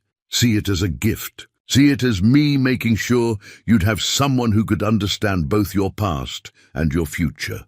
Christine had somehow anticipated even this. She'd given him permission not just to love again, but to trust the universe's impossible designs. Kenneth called Fiona immediately. "I read Christine's letter," he said when she answered. "What did it say?" "It said that if the woman I found knew her, if there was some impossible connection, I shouldn't run away. I should see it as a gift." Fiona was quiet. "She really wrote that?" "She really did." Kenneth took a breath. "Fiona, I'm falling in love with you. It terrifies me, but it's happening anyway." He heard her breath catch. "Kenneth, I'm falling in love with you too. And yes, it's terrifying." They talked for another hour, beginning to reframe their connection not as a problem, but as a gift. When they hung up, Kenneth felt lighter than he had in years. He went to Rosie's room and watched her sleep. "You were right, sweetheart," he whispered. "Miss Fiona might just be the person from your drawing." And Mommy arranged it all. The revelation about Fiona and Christine's connection changed everything, and nothing all at once. Over the following days, Kenneth oscillated between wonder and uncertainty. He'd made the declaration, admitted he was falling in love, but saying it and living it were different things. Fiona seemed to sense his struggle. She didn't push, didn't demand clarity. Instead, she gave him space while remaining present. A delicate balance Kenneth appreciated deeply. On Monday, they met for lunch in the courtyard. The November air had turned crisp, requiring jackets and warm drinks. "I've been thinking about what you said," Fiona began. "About falling in love but not knowing if it's for the right reasons." Kenneth waited. "I think maybe there aren't wrong reasons, just reasons. You're drawn to me partly because I knew Christine, but you're also drawn to me because we laugh at the same jokes, because I understand rebuilding, because we want similar futures. Those reasons are real too, but how do I separate them?" "Maybe you don't have to. Maybe they're all part of the same thing." Fiona set down her mug. "I've been thinking about Christine, trying to remember that summer. We talked about the kind of partners we hoped to find. Christine said she wanted someone steady, kind, someone who would show up when things got hard. That's who you are. And Kenneth, those qualities drew me to you before I knew any connection to Christine existed. So maybe we both recognize the same good things in you, 25 years apart." The words settled into Kenneth like pieces clicking into place. "I want to do this right," Kenneth said. "For Rosie, for you, for Christine's memory. Then let's take it slow. Build something real step by step." Over the next 2 weeks, they did exactly that. Fiona came to dinner twice more. She and Rosie developed their own relationship. Inside jokes, shared projects, easy affection. Kenneth watched them together and felt his heart expanding. Linda visited one Sunday and got to meet Fiona properly. After Rosie dragged Fiona off to show her a new art project, Linda pulled Kenneth aside. "She's lovely," Linda said simply. "She is. I'm happy for you. Kenny, you deserve this. I'm terrified." That's how you know it matters. At the community center, people began noticing their growing closeness. Judith pulled Kenneth aside one afternoon. "I've been running this center long enough to recognize when two people are falling in love," she said with a knowing smile. "You and Fiona seem happy. We're taking things slowly. That's wise. But don't let fear make you too slow. I lost my husband 12 years ago. I know what it's like to think you'll never feel that way again. But love doesn't replace love. It adds to it. The real test came when Fiona's mother insisted she come home for Thanksgiving. Fiona mentioned it hesitantly over lunch. She's making it clear she expects me there. It's been 3 years since I spent a holiday with my family. You should go, Kenneth said. Face it, maybe it won't be as bad as you think. What will you and Rosie do? Linda usually hosts. We'll be fine. Kenneth reached across the table and took her hand, openly where anyone could see. Go. We'll be here when you get back. Fiona squeezed his fingers gently. I'll miss you both. That evening, Rosie asked if they could invite Fiona to Thanksgiving. When Kenneth explained she'd be visiting her family, Rosie said, That's too bad. I wanted her to meet Grammy Linda properly. Like family meets family. Is that what you think is happening? Families meeting? Rosie looked at him like the answer was obvious. She's going to be part of our family, isn't she? That's what my drawing showed. Fiona left on Wednesday. At the bus station, she hugged Rosie first. then turned to Kenneth. For a moment they just looked at each other. Then Fiona stepped forward and kissed him, brief, gentle, unmistakable. "I'll see you Monday," she said softly, watching her bored. Kenneth felt Rosie's hand slip into his. "You really like her, don't you, Daddy?" "I really do." "Good, because she really likes you too." Thanksgiving at Linda's was different this year. Kenneth actually engaged, helped in the kitchen, laughed at his nephew's jokes. Linda pulled him aside while washing dishes. "You seem lighter, more like your old self." "I feel lighter. Like I've been carrying something heavy for so long. I forgot what it felt like to stand up straight." Fiona texted regularly over the holiday weekend. On Saturday she called, and just hearing her voice made Kenneth smile. "How's it going?" he asked. "Exhausting, but not as bad as I feared. My mother asked about you. What did you tell her?" "That I'm seeing someone wonderful. She said she could hear it in my voice. That I sound lighter. Linda said the same thing about me. We're good for each other, aren't we?" "I think we might be." On Sunday evening, Rosie was drawing at the kitchen table with intense concentration. After an hour, she announced, "Okay, it's done. Come look." Kenneth studied her creation. It was another family portrait, but different from the original. 4 figures still, but now they all had faces, details, personality. Rosie in her purple dress. Kenneth beside her. Christine with angel wings, watching over them. And Fiona, not faceless anymore, drawn with care, her warm eyes and kind smile captured in crayon. Above them all, Rosie had written, "My family. Do you like it?" Rosie asked. Kenneth's throat was too tight to speak. He pulled her into a hug, tears falling into her hair. "I love it, sweetheart. It's perfect. Can we give it to Miss Fiona when she comes back? I want her to know she belongs with us." That night, Kenneth texted Fiona, "Rosie made something for you. Something important. Can you come to dinner Tuesday? Just the 3 of us. There's something I want to ask you." "Yes, what time? 6? I'll be there." Kenneth stared at his phone, heart racing. He knew what he needed to ask. Not marriage, that was too far, too fast. But commitment. An official step forward. Tuesday arrived. Kenneth left work early to prepare dinner, something more elaborate than usual. Rosie set the table with meticulous care. "Is this like a special occasion?" she asked. "It might be." When Fiona arrived with flowers, Rosie threw herself into her arms. "I made you something, but Daddy says I have to wait until after dinner." Dinner flowed naturally. But underneath, Kenneth felt the weight of what was coming. After dinner, Rosie presented her drawing with ceremony. "I made this for you, to show you that you're part of us now." Fiona studied it, emotions playing across her face. When she looked up, her eyes were bright with tears. "Rosie, this is the most beautiful thing anyone's ever given me." After bedtime, Kenneth and Fiona sat in the living room. The drawing lay on the coffee table between them. "Fiona, I need to tell you something." Kenneth took a deep breath. "Since finding out about your connection to Christine, I've been struggling.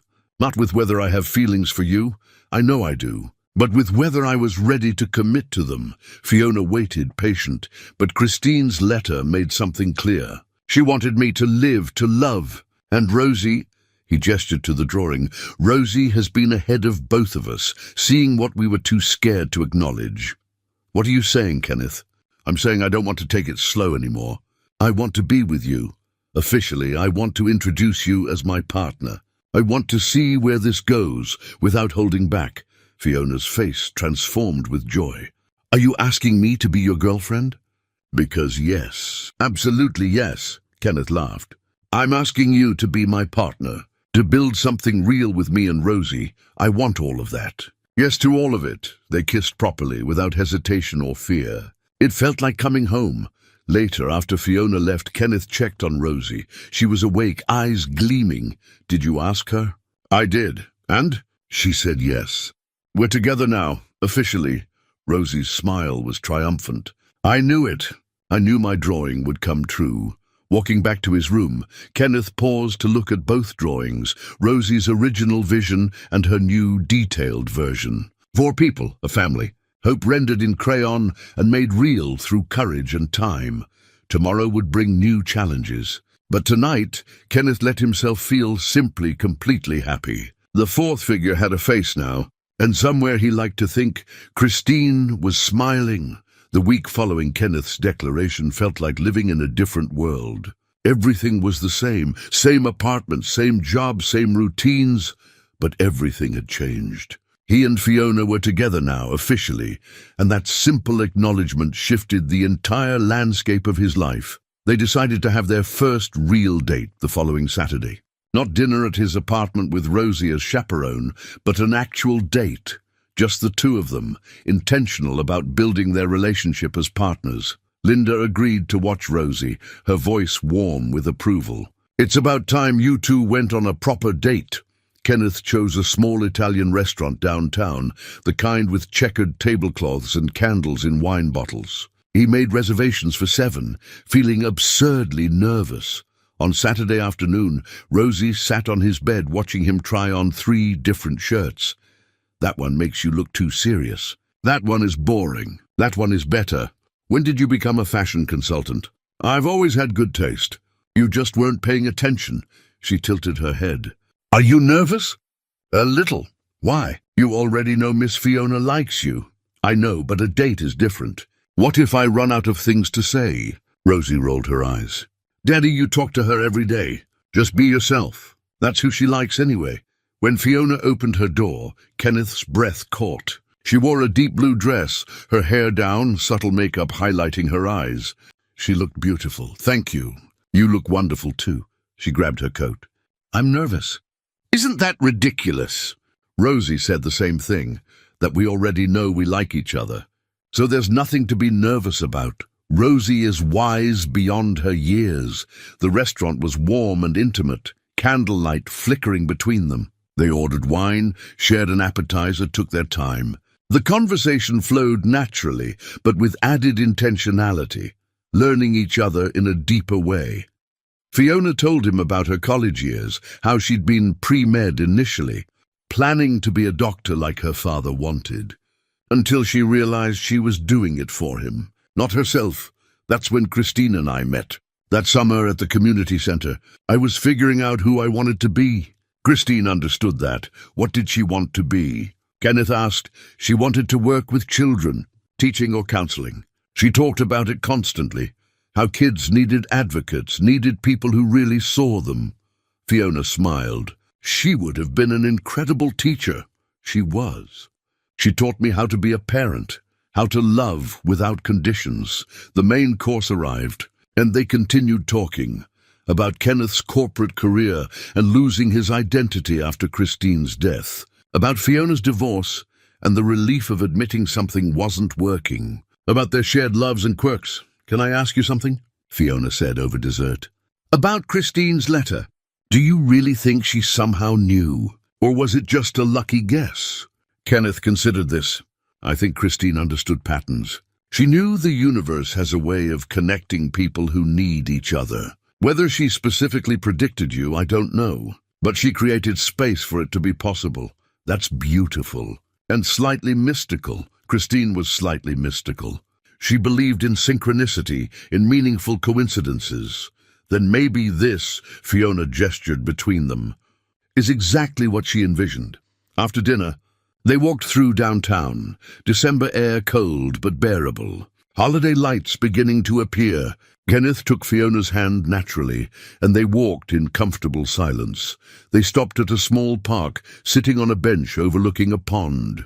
Fiona leaned against Kenneth's shoulder, and he wrapped his arm around her. "I didn't think I'd get this again," Kenneth said quietly. "This feeling, this hope, neither did I." Fiona turned to face him. "Kenneth, I need to tell you something. When I knew Christine that summer, I was struggling with who I wanted to be. She was the first person who really saw me. She encouraged me to be authentic. That summer changed my life.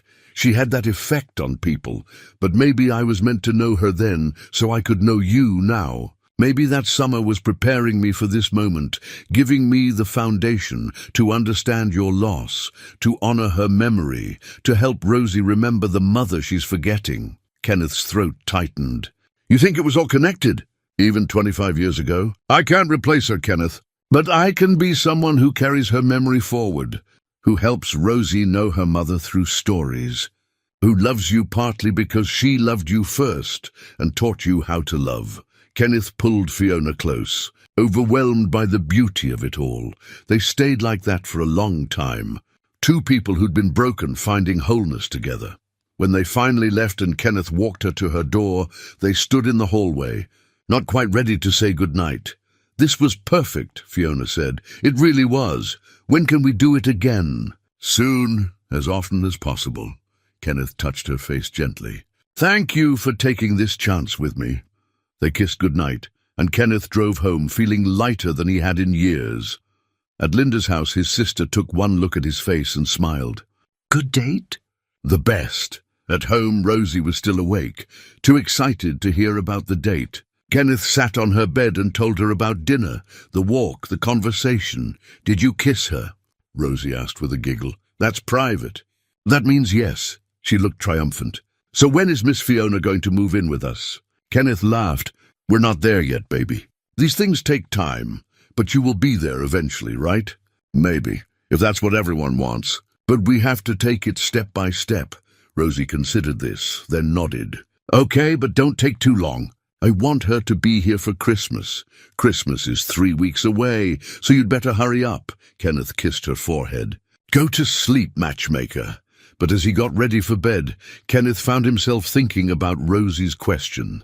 About next steps, about the future, about what building a life with Fiona would actually look like. These were questions for another day. Tonight, it was enough to have taken the leap, to have had a perfect first date, to be building something real. Tomorrow would bring its own challenges. Tonight, Kenneth let himself simply be happy. The weeks leading up to Christmas brought both joy and complexity. Kenneth and Fiona's relationship deepened rapidly, fueled by their shared history with Christine and genuine connection. They spent evenings together talking until late. Weekends became family time, the three of them exploring the city, ice skating downtown. But underneath the happiness, Kenneth wrestled with questions. How fast was too fast? When did you know you were ready for the next step? The answer came from Rosie. 2 weeks before Christmas, she came home unusually quiet. Kenneth noticed immediately. "What's going on, sweetheart?" he asked during dinner. Rosie pushed her food around. "We had to draw our families today for the holiday art show." "Okay, and?" "And I drew you and me and Mommy with her wings, and Miss Fiona." She looked up with worried eyes. "But Tyler said it was weird." "He said you can't have two mommies, and angels aren't real." Kenneth's chest tightened. "What did you say?" "I told him my mommy is in heaven, but she's still part of our family. And Miss Fiona isn't my mommy yet, but she's going to be part of our family too." But then Tyler laughed and said families don't work that way. Kenneth pulled Rosie onto his lap. "Tyler doesn't understand. Families work lots of different ways, but am I wrong? Is Miss Fiona really going to be part of our family? Or am I just pretending?" The question cut to the heart of everything. "You're not pretending. Miss Fiona is part of our family already. That makes her family, but she doesn't live here. She doesn't eat breakfast with us or read me stories at night." Kenneth realized what Rosie was really asking. She needed certainty, needed to know this wasn't another loss waiting to happen. "You're right," he said quietly. "There are things we need to figure out. I've been moving slowly because I wanted to be careful, but maybe slow is too slow." Rosie's voice was small. "Maybe it is." That night, Kenneth called Fiona. "Can you come over? I need to talk to you." She arrived 20 minutes later, concern on her face. They sat at the kitchen table, and Kenneth told her about Rosie's day. "What do you want?" Fiona asked finally. "Not what Rosie wants, not what you think you should want. What do you actually want?" Kenneth took a breath. "I want you to move in with us. I want to wake up next to you. I want Rosie to have you there for bedtime stories and breakfast and all the ordinary moments. I want to build a life with you completely." Fiona's eyes filled with tears. "Are you sure? That's a big step, I'm sure. I've been hiding behind caution, but the truth is I was just scared. Scared of fully committing, scared of being truly happy again." "I'm scared too," Fiona admitted. "Scared I'll mess it up, scared I won't be enough. You're not Christine. You're Fiona. That's who we need, who we love." Fiona took his hands. "Then yes, If you're really asking me to move in, yes. Absolutely yes. They sat in the quiet kitchen, the enormity settling around them. After Christmas? Fiona suggested. Give us a few weeks to plan. After Christmas, Kenneth agreed. The next morning at breakfast, before Kenneth could say anything, Rosie announced, I think Miss Fiona should move in with us. Kenneth and Fiona exchanged amused glances. What makes you think that? Because we're a family, and families live together. And Christmas is coming, and I want her here for Christmas morning. Well, Kenneth said, as it happens, Miss Fiona and I were just talking about that. Rosie's eyes went wide. Really? Fiona leaned forward. Really? If it's okay with you, I'd like to move in after Christmas. Would that be okay? Rosie leaped from her chair and threw herself at Fiona. Yes! Yes, I knew it. I knew my drawing would come true. That weekend, the three of them visited the cemetery together. It was Fiona's first time at Christine's grave. Fiona knelt in front of the headstone. Hi, Christine. I wanted to come talk to you, to ask for your blessing. Rosie knelt beside her, placing fresh flowers. Mummy, Miss Fiona is going to move in with us. She's going to be part of our family. I think you'd be happy about it. I hope so, Fiona continued.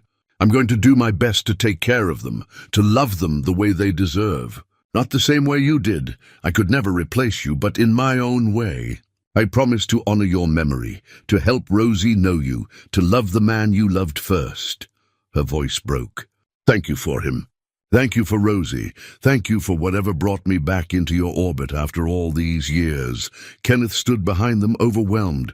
His daughter and his partner, kneeling at his late wife's grave, speaking to her like she was still part of their circle. Because she was. She always would be. I miss you, Fiona whispered. I wish I'd stayed in touch. I wish I could thank you properly for the gift you've given me. This ready-made family that needs exactly what I have to give. They stayed for a long time, talking to Christine about their plans, their hopes, their gratitude. When they finally left, Rosie took both their hands. Mommy approves. I could tell. How could you tell? Kenneth asked. I just could. In my heart. At the community center Monday, they told Judith. She smiled, unsurprised. I was wondering when you two would figure it out. You deserve this. And Rosie deserves a complete family again. Christmas preparations took on new meaning. They picked out gifts together, made plans, started traditions. On Christmas Eve, Fiona stayed over for the first time. They made hot chocolate, watched movies. Rosie nestled between them. At bedtime, they both tucked Rosie in, reading her a story together. Their voices alternating. This is how it's going to be from now on? Rosie asked sleepily. From now on, Fiona confirmed. Good, I like it. After Rosie fell asleep, Kenneth and Fiona sat in the quiet living room. Christmas tree lights casting soft shadows. Are you nervous? He asked. Terrified, Fiona admitted. But in a good way. You won't mess it up. We'll figure it out together. Fiona turned to look at him. Kenneth, I need to tell you something. I love you. I'm in love with you. Kenneth's heart expanded. I love you too. And it doesn't feel like betrayal anymore. It feels like the most natural thing in the world. They kissed. Gentle and tender, a promise of kisses to come.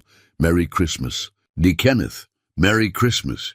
Fiona, in her room, Rosie slept peacefully. On the refrigerator, her drawing remained. 4 stick figures, a family complete. And somewhere, Kenneth thought, Christine was watching, pleased with the impossible thing she'd orchestrated. Tomorrow was Christmas. Next week, Fiona would move in officially. But tonight was perfect. 3 people who'd found each other through loss and hope, building something new while honoring what came before. Kenneth looked at Fiona and felt complete happiness. Not the absence of grief, but the presence of joy alongside it. Not forgetting the past, but embracing the future. Love that multiplied. Just like Rosie always said, it wasn't like cake. You didn't run out. You just made more room in your heart.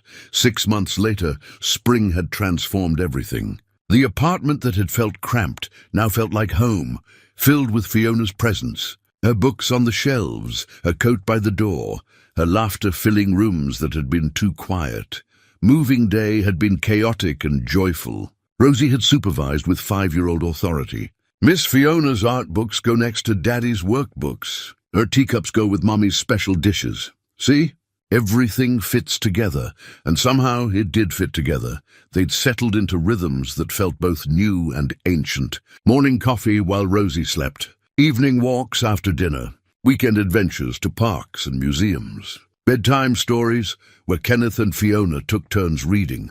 Their voices weaving like harmony. Fiona had been careful never to position herself as Rosie's mother. That role belonged to Christine. Always. But she'd found her own place, something unique and precious. Not mother, but family. On a Saturday in late April, they decided to take a family portrait. A professional one, something to mark this chapter officially. Rosie had mentioned wanting a real picture, not just my drawing. The photography studio was welcoming, run by a woman named Natasha who specialized in family portraits. She positioned them for traditional shots first. Kenneth and Fiona standing with Rosie between them. All three smiling, then more candid shots, Rosie making them laugh. Kenneth and Fiona exchanging glances, the three of them in natural motion. Then Rosie made a request. "Can we take one with Mommy too?" Natasha looked confused. Kenneth pulled out the framed photo of Christine they'd brought, her favorite picture, where she was laughing, joy radiating. "My first wife," Kenneth explained. "She passed away 3 years ago. But she's still part of our family." Natasha's expression softened. "Of course. Where would you like her?" They arranged themselves with Christine's photo visible, not central but present, a member of the family. When Natasha showed them the preview, Kenneth felt his throat tighten. 4 people. Just like Rosie's drawing. "Perfect," he whispered. After the session, they went to their favorite ice cream shop. Rosie ordered her usual, a sundae with 3 flavors and extra sprinkles. "Why always 3 flavors?" Fiona asked. Rosie looked at her like the answer was obvious. "One for Mommy, one for Daddy, one for you. That way everyone's favorite is there." The simple logic made both adults teary-eyed. Later that week at the community center's spring festival, Kenneth stood watching Rosie and Fiona work the craft booth together. They'd developed their own rhythm, their own jokes, their own language. Watching them, Kenneth felt the last piece of his heart heal. Judith joined him. "They're beautiful together. They really are. Rosie's thriving in ways I couldn't give her alone. That's not a failure, Kenneth. That's just what children need. Multiple sources of love. Different perspectives. Christine would be proud of you," Judith added. "I think she orchestrated the whole thing." That evening, they cooked dinner together.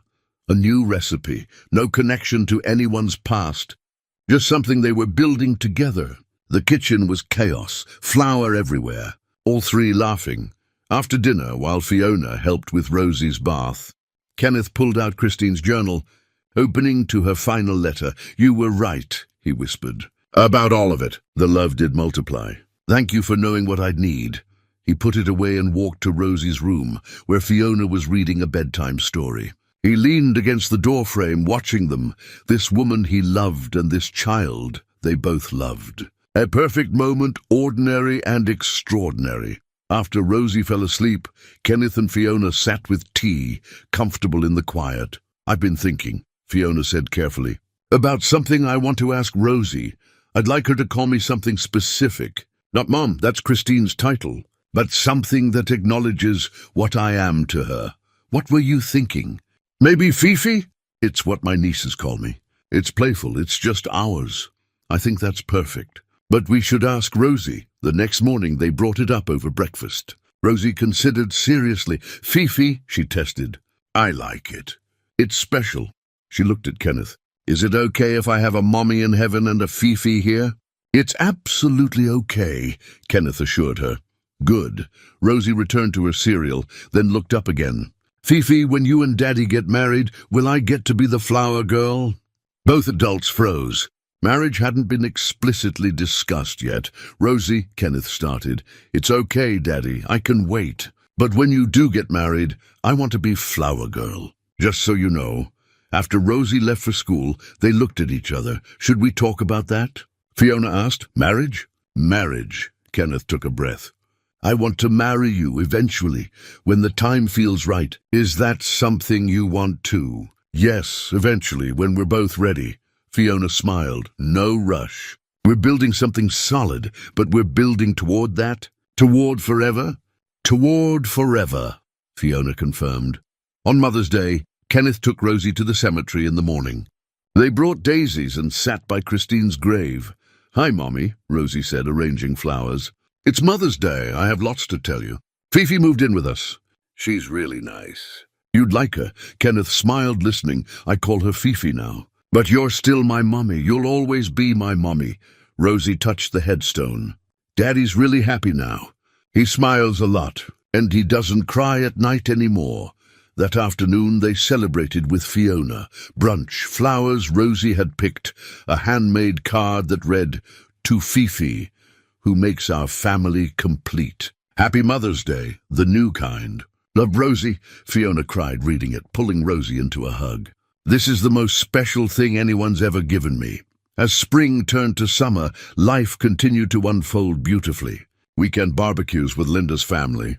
Game nights. Quiet evenings watching sunsets while Rosie drew.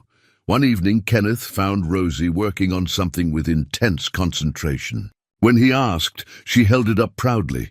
It was a new family portrait. 4 figures, more detailed now. Herself in the center, bigger, more confident. Kenneth on one side, Fiona on the other. And above them, Christine with angel wings, watching over them, blessing them. At the bottom she'd written, "My family, past, present, and future. Do you like it?" she asked. Kenneth knelt beside her, tears falling. "It's the most beautiful thing I've ever seen. It's how I see us. Mummy's still with us, but she's happy because we're happy." Rosie touched each figure. "And Fifi's really here now. And you don't look sad anymore, Daddy. That's because I am happy. Happier than I've been in a long time." That night, after Rosie slept, Kenneth showed the drawing to Fiona. "She's remarkable," Fiona said softly. "She mapped our whole journey. She saw what we needed before we could see it ourselves." Kenneth looked at Fiona, this person who'd come into his life through impossible coincidence or cosmic design, who'd loved him and Rosie with patience and grace. "I love you," he said simply. "I love you too, and I'm going to marry you. Someday, when the moment's right." Fiona smiled. "I know. I'm going to say yes." They sat in comfortable silence, the drawing before them. 4 people, a family, complete not because the past was erased, but because the present had made room for everyone, living and departed, old love and new, grief and joy side by side. Kenneth thought about that afternoon a year ago when Rosie had asked, "Can you look at my drawing, Daddy?" He'd thought his world was ending. Instead, it had been beginning. The 4th figure in Rosie's original drawing had been faceless, just hope rendered in crayon. Now she had a face, a name, a place in their lives, Fiona. Not a replacement, but a completion. Sometimes the smallest hands really did carry the biggest truths. Sometimes a child could see what adults were too scared to acknowledge. Sometimes love multiplied instead of divided, and sometimes impossibly, beautifully. The universe conspired to give you exactly what you needed through connections so intricate they could only be designed by forces larger than understanding. Christine had known. Somehow she'd known. She'd planted seeds that bloomed years later, arranged pieces that fell into place long after she was gone. Kenneth looked at Rosie's drawing one more time. Past, present, and future held together. Then he placed it on the refrigerator beside the original, the story of a family that broke and healed, the story of love that multiplied, the story of a 5-year-old girl who drew a map back to living and believed it would come true. And it had. Against all odds, it had. Kenneth wrapped his arm around Fiona. Down the hall, Rosie slept peacefully, dreams of tomorrow filling her head. The circle was complete. The family was whole, and somewhere Kenneth knew Christine was smiling.